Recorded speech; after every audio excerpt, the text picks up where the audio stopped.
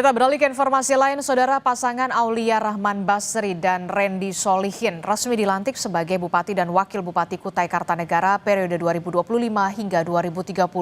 Keduanya dilantik setelah menang dalam pemilihan suara ulang Pilkada 2024.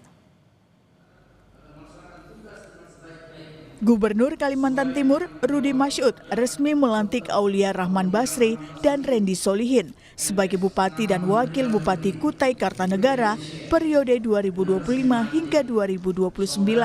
Pelantikan berlangsung di Gedung Odah Etam, Kompleks Rumah Jabatan Gubernur Kaltim pada Senin pagi. Usai dilantik, Bupati Kukar, Aulia Rahman Basri menjelaskan akan melanjutkan program Kukar Idaman. Selain itu, ada juga soal instruksi perbaikan jalan yang sempat disinggung Gubernur Kaltim saat memberikan sambutan di acara pelantikan. Bupati Kukar, Aulia Rahman bilang, pemerintah yang baru akan bekerja dengan skala prioritas, seperti mendahulukan pembangunan jalan utama.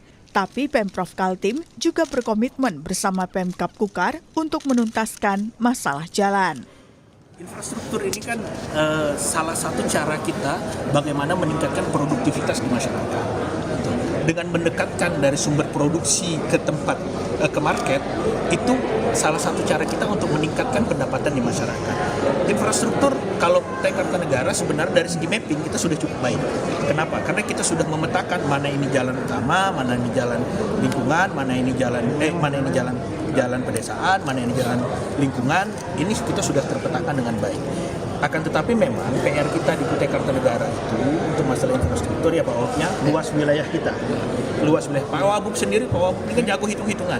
Beliau ini sudah ngitung kalau kita mau bereskan semua itu infrastruktur ada angkanya. 40 triliun kata Pak Wagub. Tapi insya Allah kita akan masuk dengan skala-skala prioritas, mana jalan-jalan utama itu akan segera kita tuntaskan. Dan memang Pak Gubernur dan Pak Wakil Gubernur itu berkomitmen juga untuk bersama-sama kita untuk menuntaskan permasalahan jalan. Pemerintahan Aulia Randy juga mendapat dukungan penuh dari anggota DPRD Kukar yang hadir dalam pelantikan. Menurut mereka, potensi pengembangan industri dan pengelolaan sumber daya alam harus terus ditingkatkan. DPRD Kukar juga berharap program seperti bantuan langsung ke nelayan dan petani dilanjutkan, termasuk pembangunan infrastruktur yang merata di setiap kecamatan di Kukar.